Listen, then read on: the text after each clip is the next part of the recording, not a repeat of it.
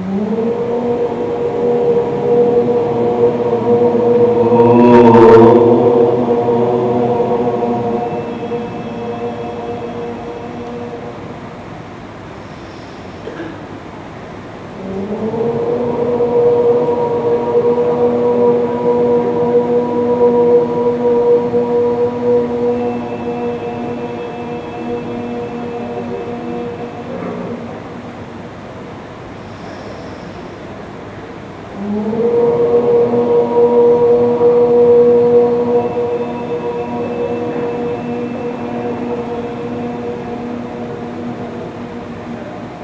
को नमस्कार। विद्या मंदिर के प्रांगण में पुनः आप सबका स्वागत है। सबसे महत्वपूर्ण और जो सबके केंद्र में है, जिन सबके लिए ये सारी मेहनत की जाती है, वो बच्चे आज विद्यालय में आए हुए हैं। उनकी कक्षा के 2 वेलाओं से 2 पीरियड्स हमको आज कक्षा में बैठने का अवसर मिलेगा और मुझे पूरा भरोसा है कि आप सबको अच्छा लगेगा। कुछ बातें जैसे नई शिक्षा नीति के बारे में बात हो रही थी, अध्याय 4 के 4.4 बिंदु में जैसे रटने की प्रथा से अलग वास्तविक समझ होनी चाहिए, ये विषय है। और शिक्षा का उद्देश्य के बारे में लिखा है कि 21वीं शताब्दी के मुख्य कौशल से बच्चे सुसज्जित होने चाहिए। कौशल और मूल्य साथ होने चाहिए। 4.5 बिंदु कहता है खोज आधारित, चर्चा आधारित और विश्लेषण आधारित अधिगम होना चाहिए। 4.6 कहता है करके सीखना, दक्षता आधारित या कॉम्पिटेंसी बेस्ड लर्निंग होनी चाहिए।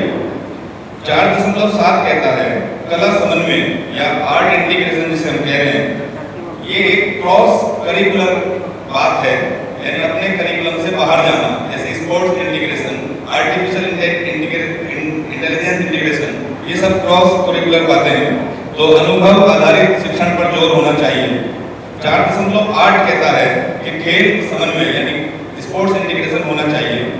और 4.29 उसकी 2 लाइनें मैं पढ़ूंगा कि all curriculum and pedagogy from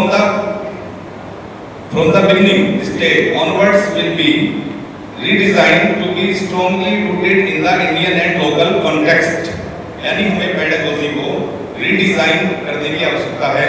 मुझे लगता है अपने विद्या भारती में हमें रीडिजाइन करने की आवश्यकता नहीं है, रूट्स पे फोकस करने की आवश्यकता है। और जो नए आचार्य हमारे साथ जुड़ते रहते हैं, उनको उससे जुड़े रहने की आवश्यकता है। तो कक्षा में आपका स्वागत है। प्रथम वेला कक्षा 9 की विज्ञान की होगी, उसके बाद 1 2 से 20 मिनट की वेला होगी। बाद में बहन जी प्रज्ञा जी समाप्त करेगी। इस प्रकार का कार्यक्रम रहने वाला है। जी धन्यवाद। कार्यक्रम प्रारंभ करेंगे। मैं बच्चों को आमंत्रित करूंगा, पर्दा उठाएं और आचार्य जी बहन जी अपना कक्षा प्रारंभ कर सकते हैं।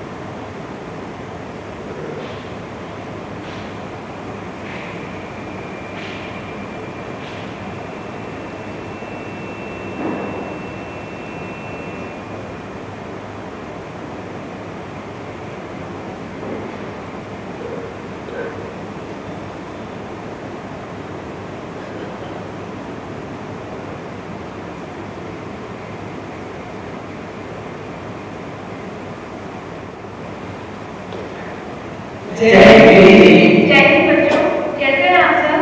अच्छे दीदी, आप कैसे? मैं भी बिल्कुल अच्छी हूँ। बैठिए।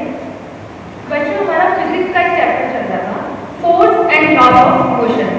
इसमें अब तक हमने balanced force, unbalanced force, first law of motion and second law of motion किया है। ठीक है? Balanced all the forces acting on a body is zero. Such forces are called balanced force. और दीदी बैलेंस्ड फोर्स किसी object की state change नहीं कर सकती। बैलेंस फोर्स किसी ऑब्जेक्ट की स्टेट चेंज नहीं कर सकता। बेटर, आप इसे और अच्छे से समझने के लिए हम यहाँ पर एक एक्टिविटी करेंगे, है ना। आप लोगों ने बचपन में नाम सुना होगा tug of war. Actually noted tug of war. तो दो तीन स्टूडेंट्स आ जाइए, है ना। देवसिंह कृष्णा, ये रोप है बच्चों, इसमें एक एंड आप दो स्टूडेंट्स इधर से और दो स्टूडेंट्स यहाँ से। ये टीम ए, ठीक है बच्चों, ये टीम बी है। आप इसको आप पुल करेंगे, 2 पे करेंगे, 1 2 पुल करेंगे। हाँ, एक्सप्लेन करो। दीदी अब आप देख सकते हो कि यहाँ दोनों साइड इक्वल फोर्स लग रही है, इसलिए कोई टीम दूसरी टीम को अपनी साइड पुल नहीं कर पा रही। ये एक बैलेंस्ड फोर्स का एग्जांपल है। बिल्कुल सही। और अनबैलेंस्ड फोर्स, बताइए। If the resultant of all the forces acting on a body is not zero, it is called unbalanced force. ठीक है, ये तो बच्चे डेफिनेशन हुई। टग ऑफ वॉर में आप कैसे बता सकते हो अनबैलेंस्ड फोर्स? यहाँ पे एक्सप्लेन करोगे? दीदी हम टग ऑफ वॉर में एक्सप्लेन नहीं कर पाएंगे। Sit down. पीयूष, आपको कल प्रेजेंट देना बच्चे, बताइए। दीदी अनबैलेंस फोर्स समझाने के लिए दीदी मुझे एक स्टूडेंट और चाहिए। अनब ऐड हो जाओ अभी। हाँ, चलिए। तो दीदी ये हुआ अनबैलेंस फोर्स। दीदी पहले कोई भी टीम एक दूसरे की तरफ दीदी पुल नहीं हो पा रही थी।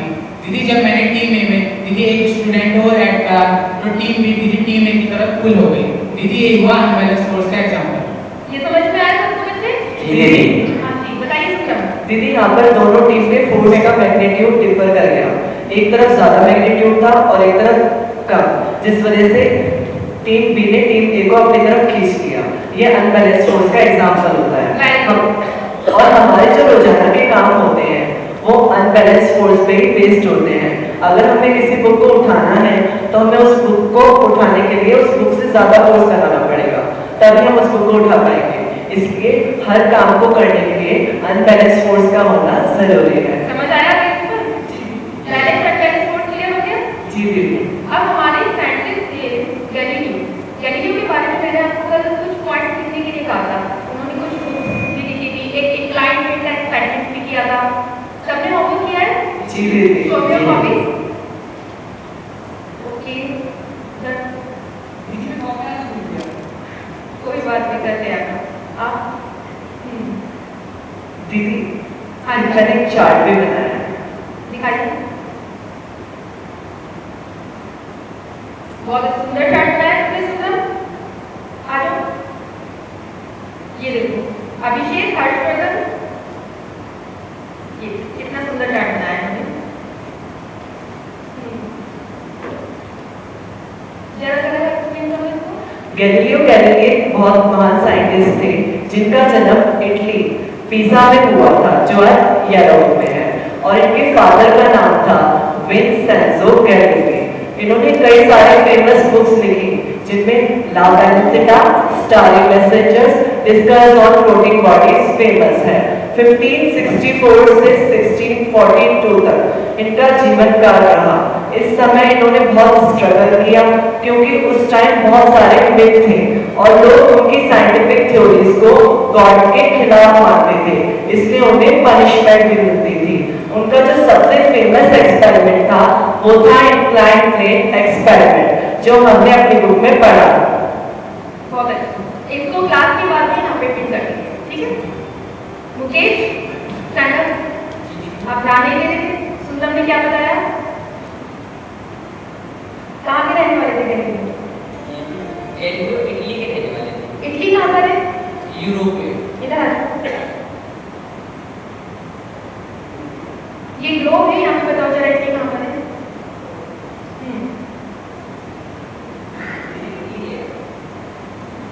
कौन कौन सी बुक लिखी थी गैलीलियो ने? नहीं ध्यान दिया था।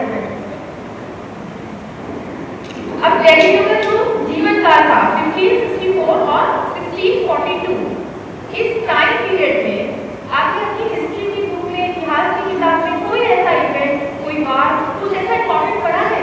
1564 से 1642 याद करिए, बताइए। दीदी मैं बताऊं? हाँ, मुझे बताओ। दीदी सन 1600 में रानी एलिजाबेथ ने ईस्ट इंडिया कंपनी को व्यापार करने की मंजूरी दी थी, जिसके बाद 1608 में ईस्ट इंडिया कंपनी भारत के गुजरात के सूरत में आई थी। उसके बाद 1611 में ईस्ट इंडिया कंपनी ने अपनी पहली कंपनी आंध्र प्रदेश के मसूलीपट्टनम में स्थापित करी थी। सबको पता था? बड़ा पढ़ना ठीक है। Shubh Path stand. First law of motion को क्या कहते हैं? दीदी फर्स्ट लॉ ऑफ मोशन को लॉ ऑफ इनर्शिया भी कहते हैं। इनर्शिया क्या होता है? दीदी inertia can be defined as the natural tendency of an object to resist a change in its state, either it is in rest or motion, it's called inertia. ठीक। बिल्कुल सही। हर्षवर्धन स्टैंड। इनर्शिया का measurement क्या है? दीदी मास। Inertia का measurement मास। चलिए बैठ। अब मैं आपसे कुछ क्वेश्चंस पुट अप करूंगी, ठीक है? जिसका नाम होगी वही बच्चा बताएगा। अंडरस्टैंड? बस और ट्रेन में किसका इनर्शिया ज्यादा है? दीदी ट्रेन का, क्योंकि उसका मास था। बिल्कुल। कृष्णा इधर आओ।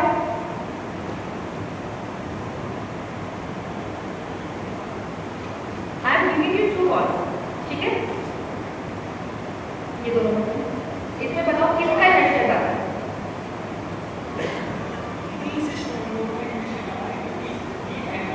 क्योंकि ये हैवी है तो इसका मास ज्यादा है, इसलिए इसका इनर्शिया ज्यादा है। ठीक। 5 रुपये कॉइन और 1 रुपये कॉइन किसका इनर्शिया ज्यादा है? 5 रुपये कॉइन। ठीक। क्लियर हो गया सबको? जी दीदी। अब एक सिचुएशन आप एज्यूम करिए। बस है, आप लोग स्कूल जाते हो, सुबह बस में आप बैठते हो, है ना? रुकी हुई है बस, आराम से आप लोग बैठ गए, बैग रखिए आप। अब जैसे बस एकदम से चलिए मोशन पे आए तो आपको एक जर्क लगता है, वो जर्क आपको आगे की तरफ लगता है या पीछे की तरफ? जैसे को बताइए। ये हमें जर्क पीछे की तरफ लगता है। क्यों लगता है? क्योंकि law of inertia. Law of inertia. दीदी हाँ शुभ बोलो। दीदी इसमें जो गैलीलियो ने अपना फेमस एक्सपेरिमेंट इंग्लैंड में किया था, आपको करके दिखा सकती हैं? हाँ बिल्कुल दिखा सकते हैं। दिनेश आओ। जी दीदी। दीदी हम भी वहाँ पर आके देख सकते हैं। बिल्कुल आ जाओ। काम नहीं है।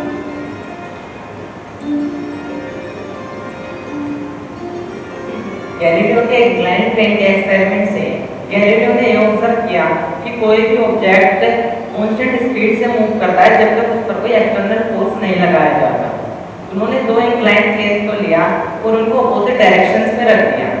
जब उन्होंने एक इंक्लाइंड प्लेन से मार्बल की बॉल तो उन्होंने देखा कि जो मार्बल की बॉल थी वो सामने वाले इंक्लाइंड प्लेन पर उसी हाइट तक गई जहाँ से वो छोड़ी गई थी। और दीदी अगर मैं एक इंक्लाइंड प्लेन का एंगल कम कर दूं तो आगे देखो इंक्लाइंड प्लेन का एंगल कम करके देखिए। जैसा हमने एक इंक्लाइंड प्लेन का एंगल कम करा है और जब हम इस बार मार्बल की बॉल को छोड़ते हैं तो वो सेम हाइट तक जाएगी, लेकिन इस बार बॉल को डिस्टेंस ज़्यादा ट्रैवल करना पड़ेगा क्योंकि हमने एंगल ऑफ इंक्लिनेशन एक प्लेन का कम कर दिया। तो जब हम पाथ को बिल्कुल हॉरिजॉन्टल कर देते हैं एक इंक्लाइंड प्लेन के 0 डिग्री पर, तो हम देखते हैं जब हम बॉल को छोड़ते हैं तो वो कंटिन्यूसली अपनी हाइट को पाने के लिए चलती गई और ये फ्रिक्शनल प्लेन पर एक्सपेरिमेंट किया गया था जिस कारण बॉल चलती गई और रुकी नहीं। आगे पूछो सबको। जी दीदी।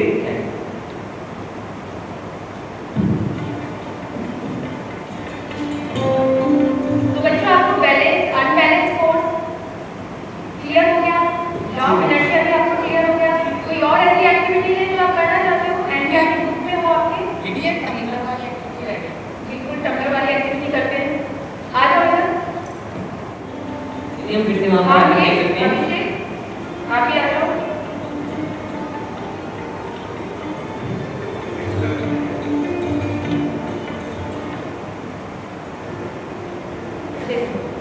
क्या हो? ये एक्टिविटी कह रहे थे आप लोग? हाँ तो ठीक है, ये कार्ड है, इस पर ये कॉइन है, आधा नंबर दो नंबर, ये कॉइन, ठीक है? अतुल, आपने इस पर एक कोड लगाओगे।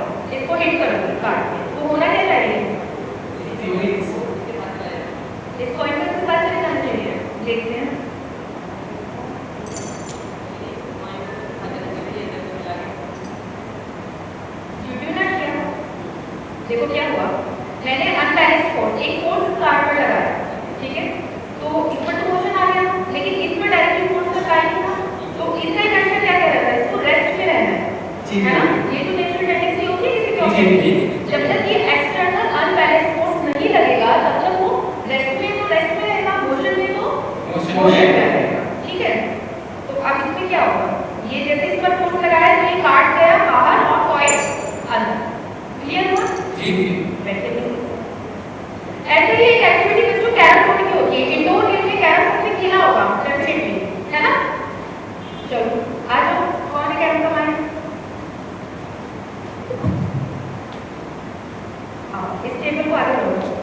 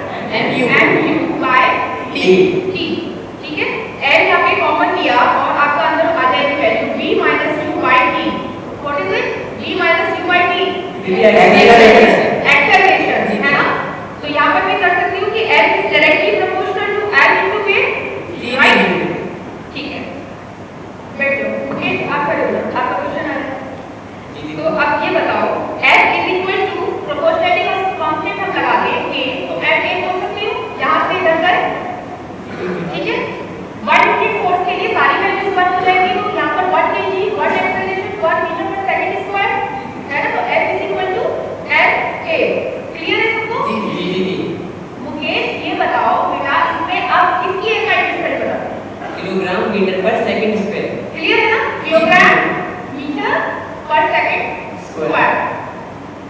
ठीक है, चलिए बैठो। दीदी हाँ जी, दीदी इसको हम न्यूटन भी कह सकते हैं। इसको हम न्यूटन हाँ बैठो। अच्छा, अब आपके पास बड़ी इंटरेस्टिंग सी सिचुएशन क्रिएट कर रही हूँ, ठीक है, जरा ध्यान से सुनना। एक तरफ आपका साइंस का टेस्ट है, ठीक है, और एक तरफ क्रिकेट मैच हो रहा है, तो आप लोग किसे ऑप्ट करोगे, किसे चूज करने वाले हो? जी दीदी। ऑनेस्टली बोलो, साइंस टेस्ट। जी दीदी। Harshvardhan stand up. तुम भी साइंस टेस्ट दोगे? हमको मैच खेलेंगे। हाँ, अभी ये हर्षवर्धन जो है मैच खेलेंगे, तो इनके लिए ऑलरेडी मुझे पता था एक एक्टिविटी करानी पड़ेगी आपको मैच में। और टेबल पे डालो।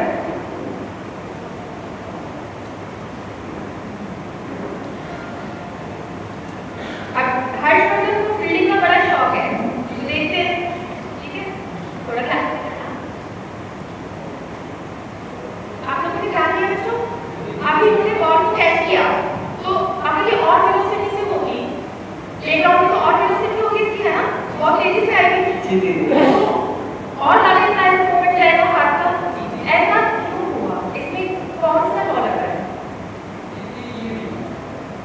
अच्छा, तो आपने ऐसे किया ये बता दो, ताकि हमारी उंगलियों में चोट ना लगे। चोट क्यों ना लगे ये नहीं पता, ठीक है, मैं बता दूँ चोट क्यों नहीं लगे। अभी अभी हमने क्या करा था?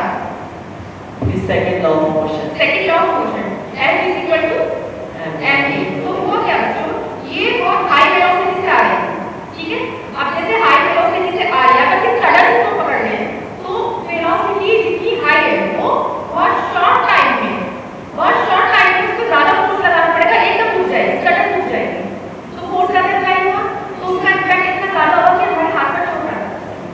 क्लियर है सबको? जी दीदी। ठीक है। और जो इन्होंने इसको होल्ड करते हुए, ऐसे नहीं कि यहाँ कैच करा है, इसको होल्ड करते हुए ये जो टाइम पीरियड बढ़ाया, ये टाइम इंटरवल किस चीज का बढ़ा? वेलोसिटी का, और ये हाई वेलोसिटी का जीरो होने का जो टाइम इंटरवल था उसको उन्होंने उसको बढ़ा दिया।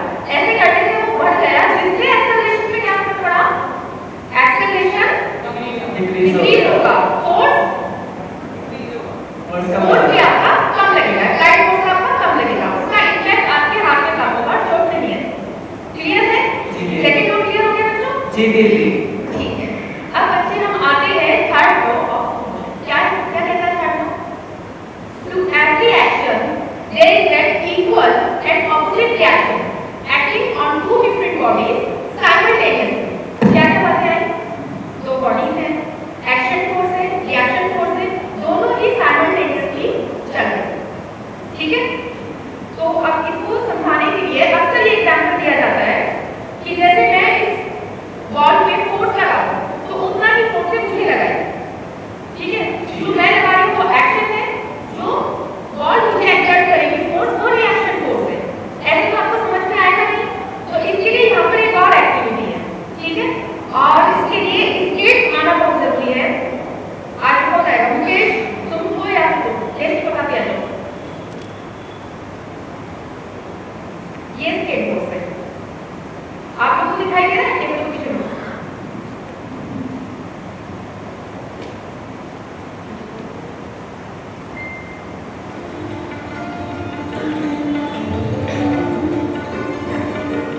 अब इस पर बस ऐसे फोर्स लगा, बच्चों ध्यान से देखना, लगाइए।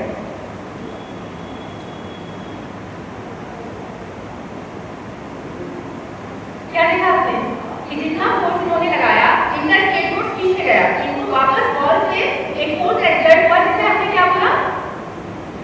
Reaction force. कंफ्यूजन है इसमें कुछ? कुछ है ना? दीदी पहले के कंपैरिजन में अगर देश दीपक ज्यादा फोर्स लगाए तो क्या बॉल भी उन्हें ज्यादा फोर्स लगाएगी और वो ज्यादा पीछे होंगे? अगर ये ज्यादा फोर्स लगाए तो क्या स्केटबोर्ड ज्यादा पीछे होगा, उतना ही फोर्स बॉल से लगेगा, ये कहना चाहते हो? जी दीदी। देखो करके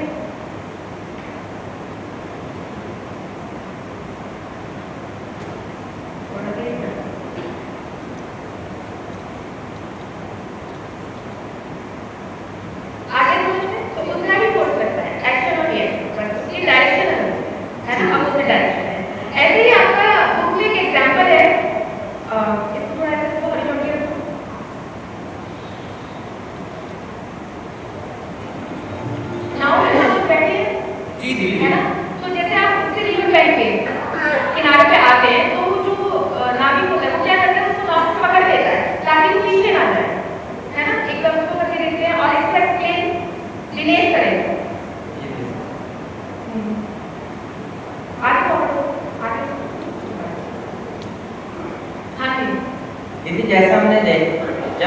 फोर्स जो होते हैं एक्शन फोर्स स्केट्स पर लगाया जिससे स्केट्स पीछे गए और स्केट्स ने रिएक्शन फोर्स इन पर लगाया जिससे वो आगे बढ़ पाए। बिल्कुल सही। एक्शन और रिएक्शन का ये वाला आपको एग्जांपल समझ में आ गया। तो अब एक और छोटे से एग्जांपल में आपको स्प्रिंग बैलेंस का दिखाती हूँ। आपकी एनसीईआरटी बुक में ही है, ठीक है? जी। हाँ, एक से आ जाइए। अभिषेक मुकेश एंड सुरभ यहाँ कर रहे हैं। बैक टेंशन वाले से आ जाएंगे, आगे वालों को दिख रहा है, ठीक है? ये स्प्रिंग बैलेंस है बच्चों। आ जाओ, अतुल, शुभम, करो। एक तरफ से आपको होल्ड करना है, ठीक है? सुन लीजिए, अब ये स्लीप में भी करेंगे। एक तरफ से इसको होल्ड करना है और एक तरफ आपको होल्ड करना है। इसको हिलाना नहीं है, राइट इसको होल्ड करें और इसको पुल करें, ठीक है? और इससे देखो रीडिंग ट्रायल चेंज हो, रीडिंग देखो चेंज हो या नहीं।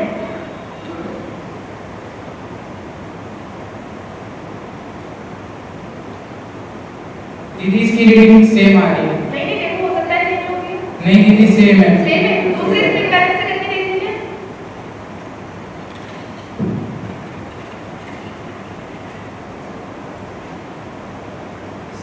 दीदी सेम आ रही है इसका। सेम रीडिंग है। जी, जी, तो ये जी। क्या शो कर रहा है? Every action has been equal and opposite reaction. Opposite direction, reaction नहीं है, ठीक है? चलिए, ये हो गया ना तो? जी जी जी। चलिए, बैठिए अपनी सीट पे।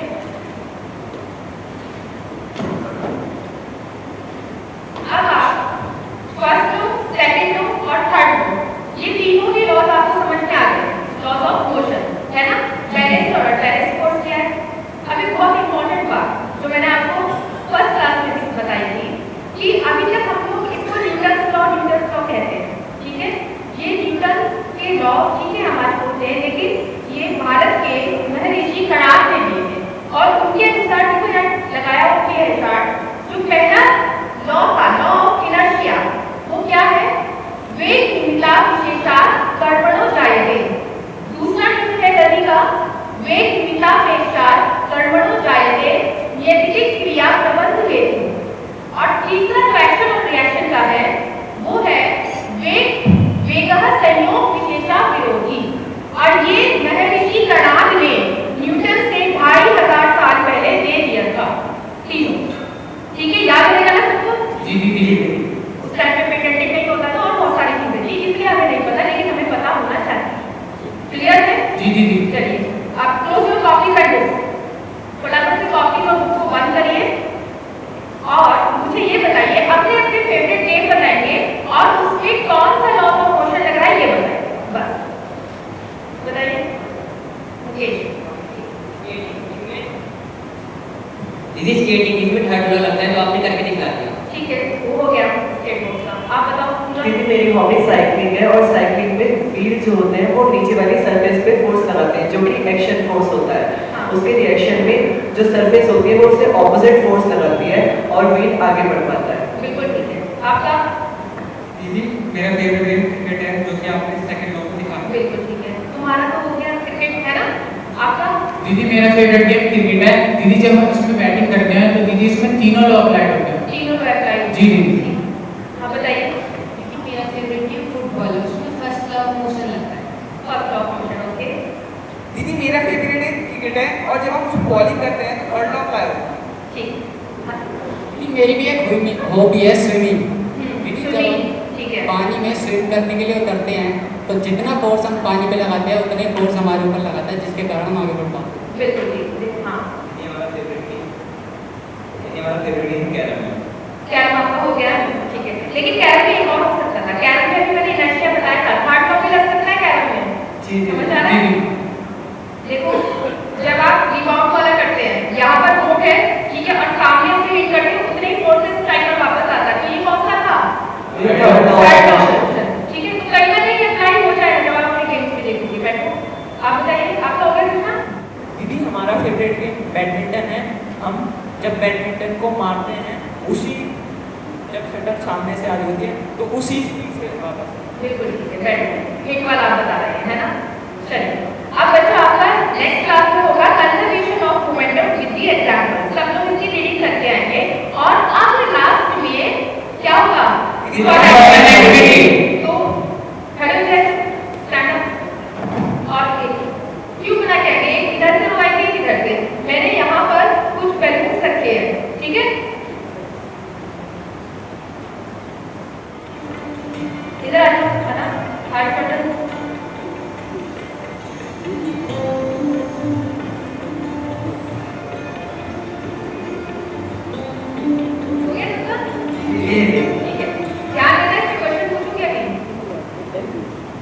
से बॉल के सारे ऐसे आप छोड़ दीजिए।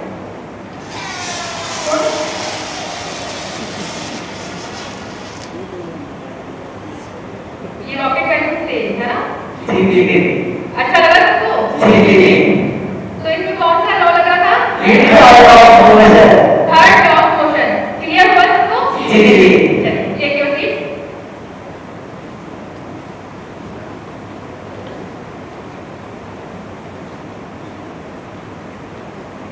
ठीक है बच्चों, कल हम करेंगे कंजर्वेशन ऑफ मोमेंटम, करेंगे कुछ मैथड्स करेंगे, ठीक है?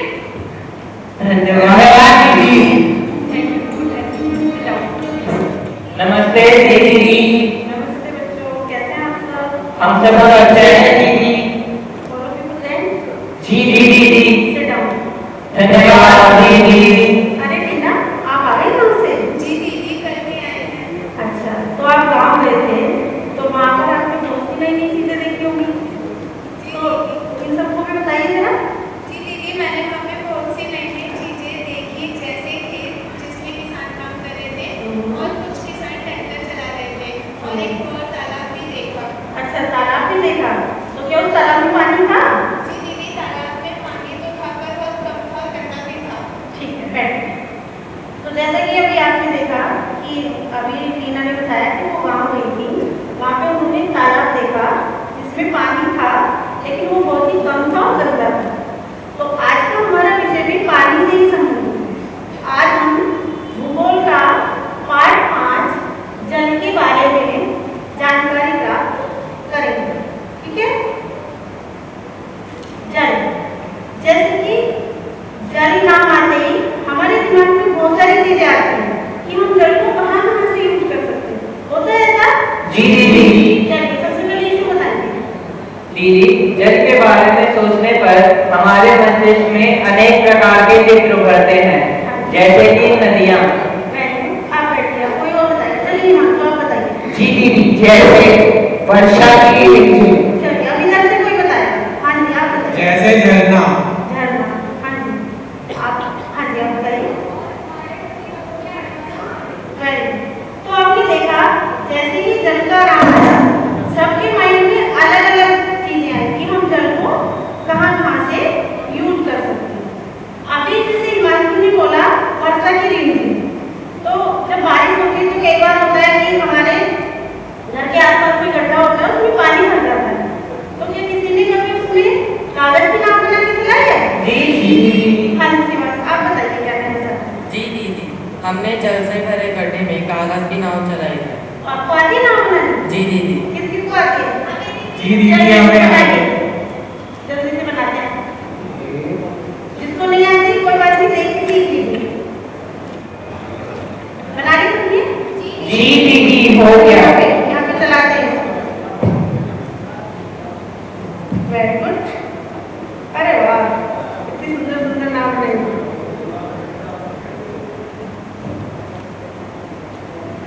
हाँ जी, वेरी गुड। हाँ जी सीमा, आप मुझे ये बताइए फिर से एक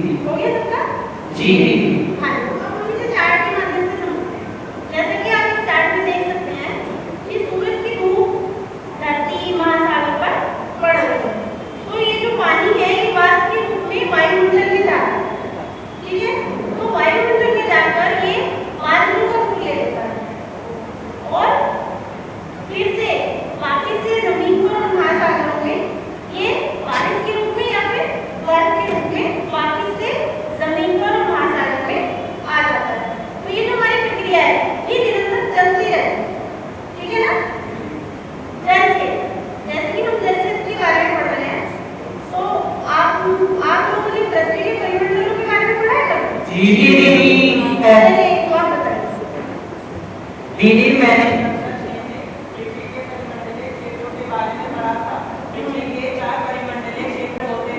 जैसे कि जैवमंडल। आप बैठिए, कोई और बताएगा। हाँ जी, जैसे कि स्थलमंडल। हाँ जी, और चलिए आप। जैसे वायुमंडल। हाँ जी, चलिए संजना आप बताइए। जैसे जलमंडल। हाँ जी, तो अभी संजना ने बताया जलमंडल, तो हम जलमंडल के बारे में ही पढ़ रहे हैं, ठीक है। तो जलमंडल में क्या क्या चीजें आती हैं, क्या क्या आता है जलमंडल में, कौन बताएगा? चलिए डोलिया आप बताएं। निधि जलमंडल में महासागर, नदियाँ, झरने इत्यादि आते हैं। वेरी चलिए अभी डोली ने बताया कि जलमंडल में क्या क्या चीजें आती हैं, तो इनकी डेफिनेशन कोई बता सकते हैं मुझे? जी चलिए मानो आप बताइए। जी जलमंडल को इंग्लिश में हाइड्रोस्फीयर कहते हैं, जो कि दो शब्दों से मिलकर बना है। हाइड्रो का मतलब है पानी और स्फीयर का मतलब है शेप। ठीक है, आपको समझ आ गया। अब हम जल के वितरण के बारे में पढ़ेंगे कि हमारी पृथ्वी पर ज्यादातर भाग में जल है और बहुत ही कम भाग में स्थल है, तो इसको परसेंटेज के रूप में कौन बताएगा? चलिए संजना बताइए। जी दीदी, हमारी पृथ्वी पर 71% जल और 29% स्थल है। इसको हम ग्लोब की सहायता से भी बता सकते हैं। वेरी गुड, चलिए आइए बताइए जरा।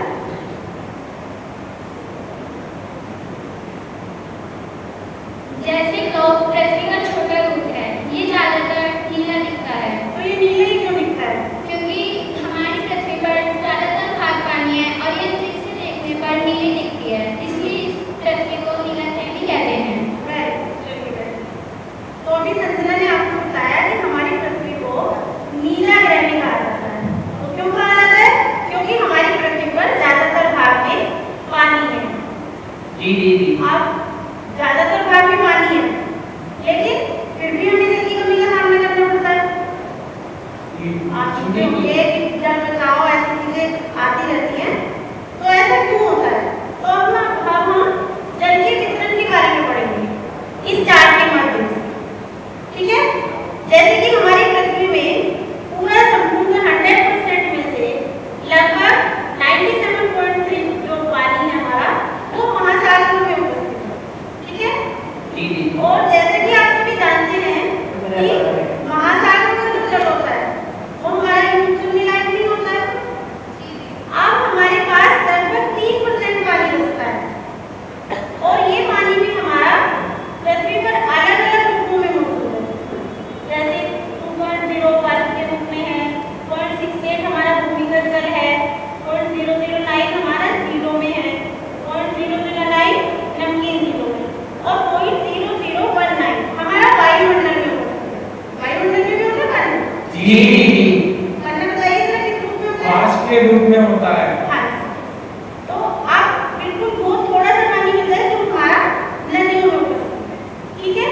अब आप देख सकते हैं कि 100 में से जब 97% पानी हमारा महासागरों में है, तो बाकी का पानी हमारे पास बहुत ही कम है जिसको हम यूज कर सकते हैं। तो समझ आ गया सबको? जी दीदी। तो उसको हम एक्टिविटी के माध्यम से भी कर सकते हैं। जी कर दीदी। सकते हैं, और लोग करेंगे। हम चलिए, करेंगे इसमें दीदी। मानू आएंगे। जी दीदी। अपनी बोतल का ढक्कन दे दीजिए। तो अब हम आप सबको पृथ्वी पर जल के वितरण के विषय पर समझाएंगे। तो मान लीजिए इस गिलास में 2 लीटर जल है जो पृथ्वी पर उपस्थित संपूर्ण मात्रा में जल है। अब हम 12 चम्मच जल अगले बर्तन में करेंगे।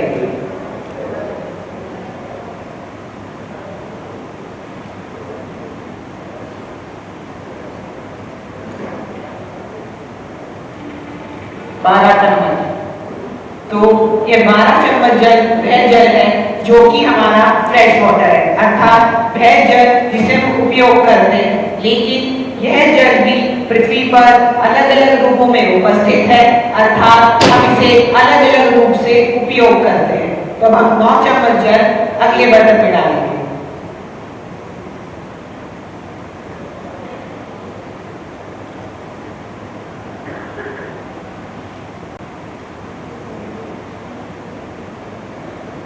ये 9 चम्मच जल पृथ्वी पर उपस्थित बर्फ के छत्रकों को दर्शाता है, जिन्हें हम एकदम से उपयोग नहीं कर सकते। 2 चम्मच जल इसमें करो। ये 2 चम्मच जल भूमि पर उपस्थित भूमिगत जल या फिर ग्राउंड वाटर को दर्शाता है, जिसे हम अपने घर के नलों से, समरसीवर से, ट्यूबवेल से एवं कुओं के माध्यम से उपयोग करते हैं। आधा चम्मच जल इसमें, ये आधा चम्मच जल पृथ्वी पर उपस्थित झीलों के जल को दर्शाता है। ये बचा हुआ आधा चम्मच जल पृथ्वी पर उपस्थित नदियों के जल को दर्शाता है, जो सर्वाधिक उपयोग करे जा रहे हैं। तो यह जो जल बचा ये हमारे महासागरों का जल है, और हम जानते हैं कि महासागरों का जल नमकीन होता है, तो ये हमारे उपयोग का नहीं है। हमारे पास केवल इतना ही जल है जिसे हम उपयोग में ला सकते हैं।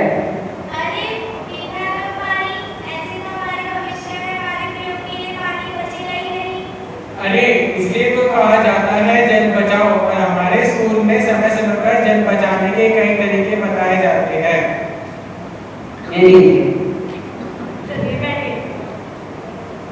तो देखा आपने, अभी इन्होंने और हिमांशु ने आपको कितने अच्छी तरीके से समझा दिया कि हमारे पास उपयोग करने के लिए कितना कम पानी है, इसीलिए हमें जल बचाना चाहिए।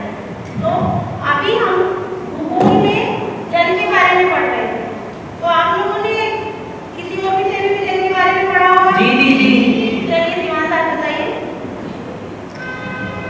जी दीदी, हमने विज्ञान की पुस्तक में पढ़ा है।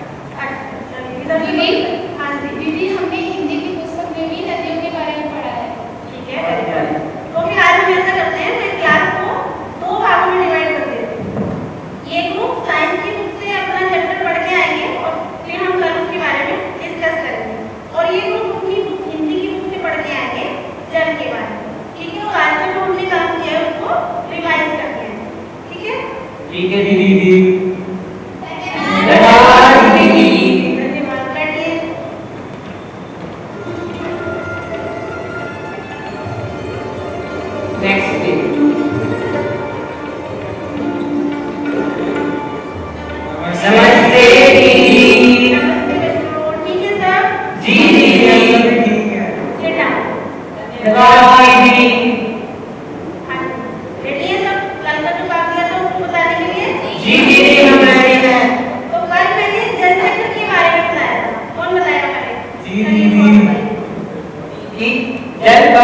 जल चक्र वह प्रक्रिया है जिसमें जल अपने स्वरूप को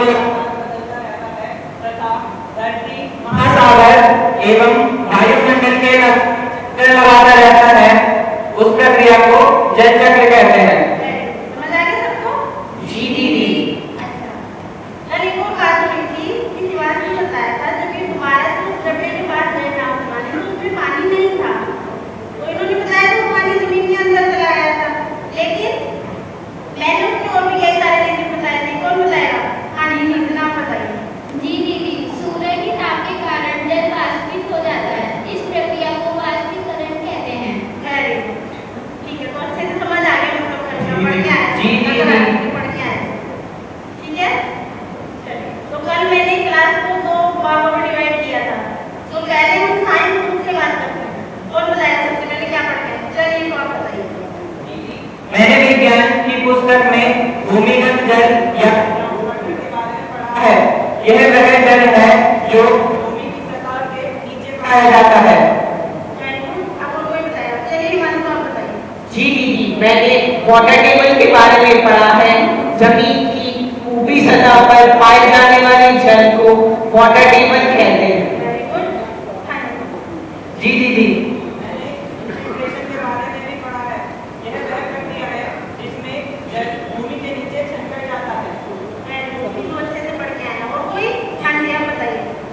जी दीदी, हमने एक्वाफर के बारे में पढ़ा है। जमीन के नीचे पत्थरों में जो पानी पाया जाता है उसे एक्वाफर कहते हैं। और कोई बताना चाहता है कि आगे कुछ बताना चाह रहे हैं? बिल्कुल, आप बताइए। वाटर टेबल का इस्तेमाल बनाया जाता है, इसका उद्देश्य सभी देशों में साफ और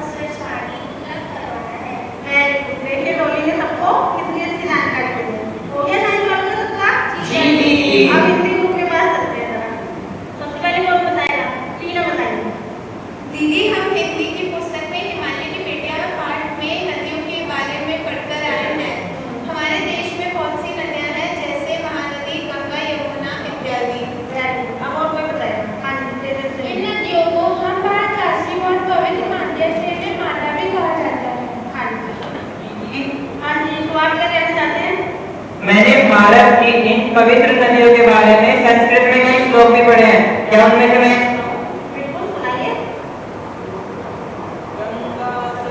सरस्वती सिंधु ब्रह्मपुत्रश्च कावेरी यमुना रेव कृष्णा गोदावरी।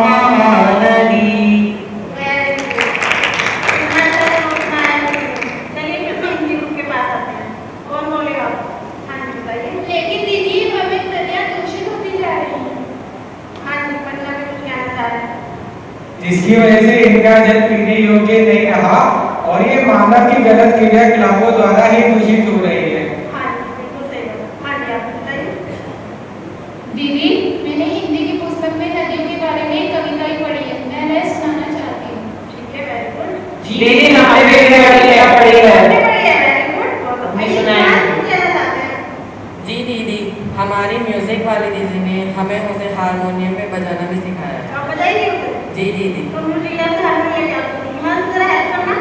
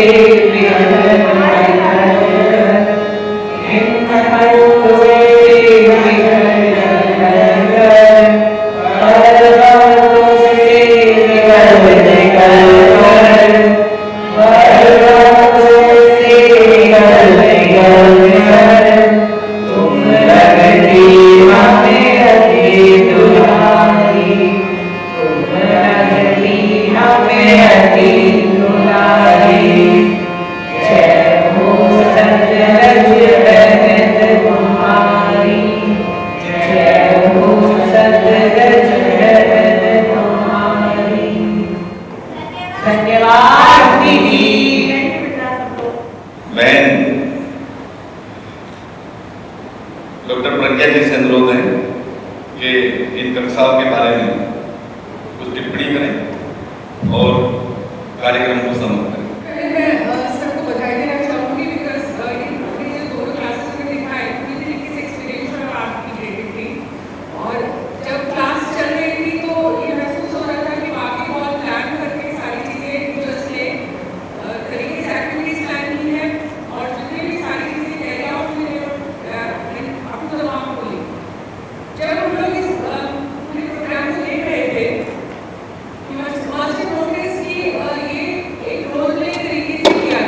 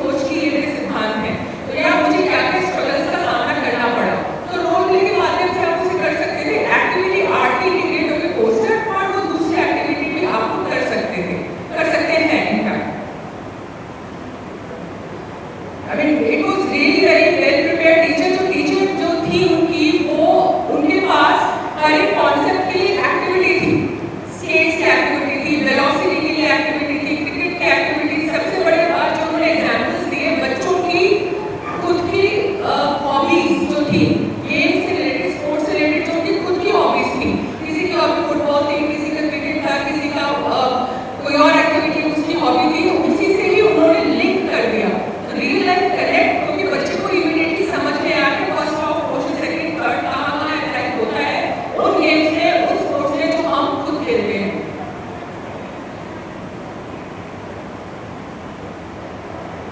जो सेकंड क्लास थी, सेकंड क्लास में भी it was again a role play, theatre माध्यम से आपने देखा, तो theatre can be or role play can be a very good medium for art integration as well as for understanding the subject.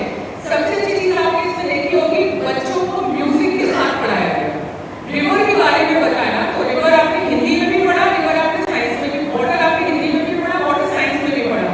दोनों का पढ़ाने का दोनों का कंटेंट डिफरेंट हो सकता है, लेकिन कॉन्सेप्ट एक है। तो दिस इज मल्टीडिसिप्लिनरी अप्रोच। यहाँ आप लेकर आए इफेक्ट कि आपने आर्ट को through poem and through song, बच्चों ने सॉन्ग गाया, म्यूजिक गाया, बच्चे ने खुद ही बजाया, दैट वाज रियली ग्रेट। और खुद से बजा करके उसने सॉन्ग गा करके वो concept of water conservation, water preservation पढ़ाया गया। यही सारी चीजें एक्सपीरियंशियल है, यही सारी चीजें आर्ट इंटीग्रेशन है।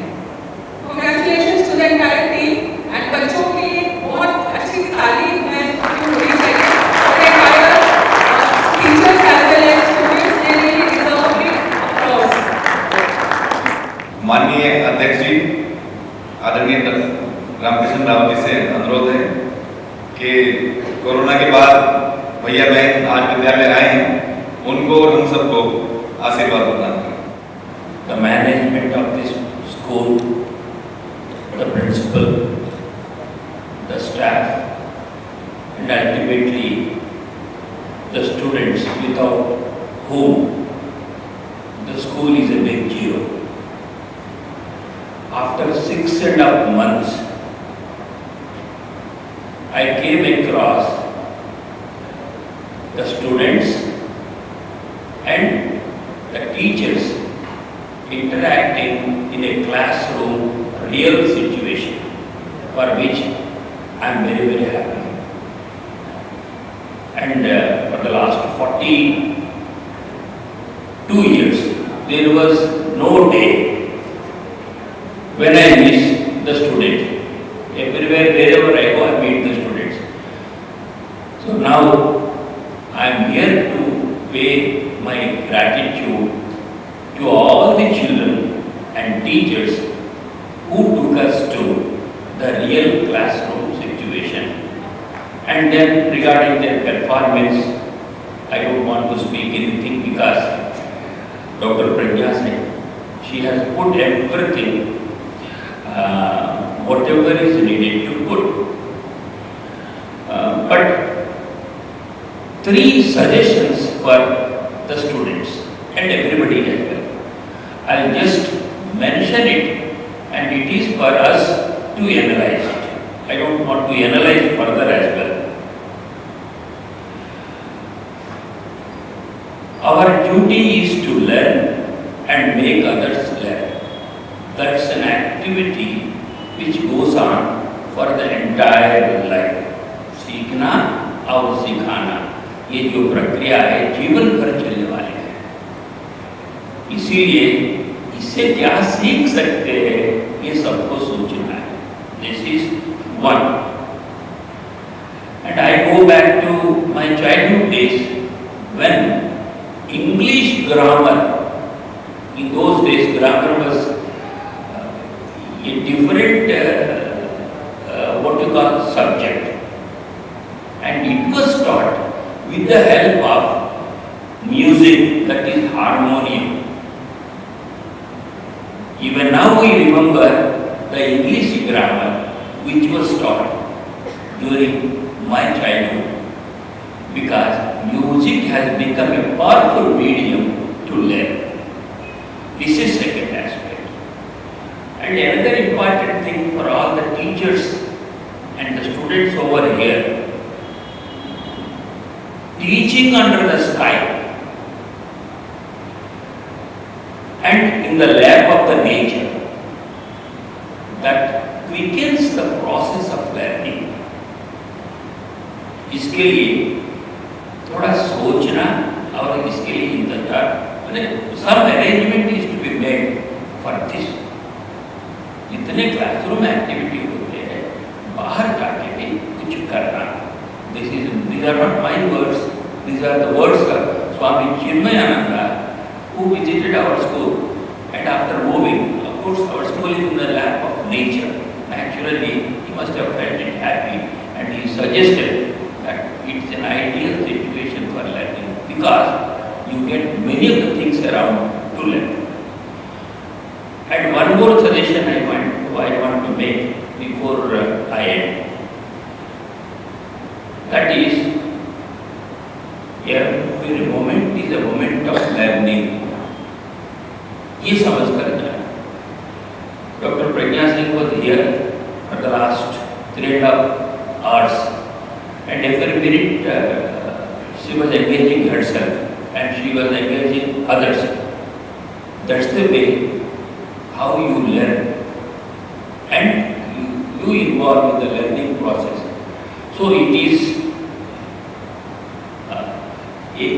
what you call just an idea which we have to remember in our life. Of course, you should be prepared to learn, and we should be prepared to learn. And ultimately, my blessings are to all the children and teaching staff on behalf of साधारण सभा के लिए जितने सारे बंधु आए इन सबकी ओर से उनको क्या a word of appreciation and blessings, and then I pray the Almighty to shower the choicest blessings for their happy future and for the what you call for the country and the nation as well. So with pranams, I take this opportunity to thank you for hearing these few